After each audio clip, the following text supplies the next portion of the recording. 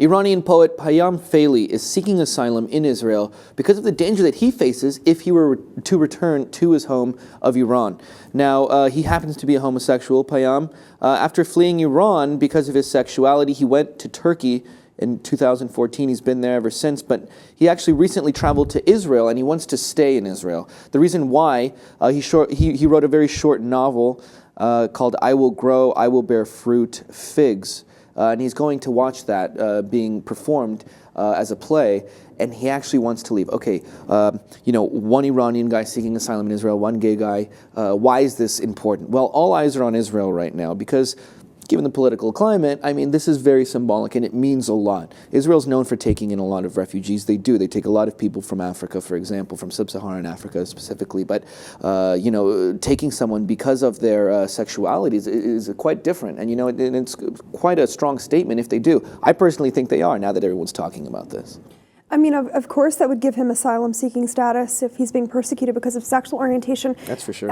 This gay artist, we know by virtue of who he is that he's a political dissident. Do we know if the Israelis have granted his asylum request? Not yet. Is it pending? It's pending. Yeah, he's on a visa for now because, like I said, he came to just watch his play being done, so he wants to stay. Could he face death or prison in Iran? Without a doubt, that is a crime. The reason basically I said that Israel's probably going to take him in is because there's hundreds of thousands of Jews from Iran who are seeking asylum in Israel, and they oftentimes get it.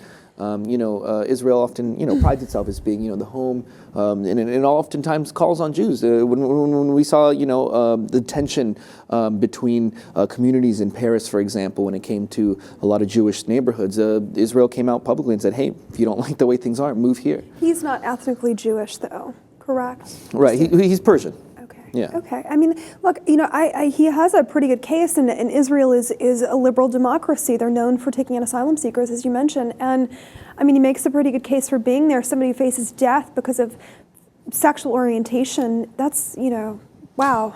Yeah.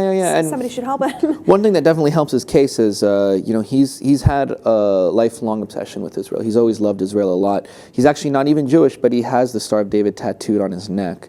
Just goes to show you how involved he is with the society and the culture and everything that Israel stands for. So I personally don't think that he's going to have a hard time, but I definitely believe that all eyes are on Israel now, and there's a lot of pressure on them now, given the fact that a lot of people are talking about this case, about this poet. Well, if you remember, and we covered this, you and I have covered it, they had in Zion Square a protest where a young girl was actually murdered by an extremist, a gay rights parade or march, if you will, and this person who had been released that had attempted murder before, he actually killed a 16-year-old girl, and the message coming out of Jerusalem, and particularly Zion Square, is tolerance. So he might have a case here. Yeah, without a doubt. As far as the West sees things, Israel has kind of always been this beacon of hope as far as democracy and liberalism goes within the Middle East.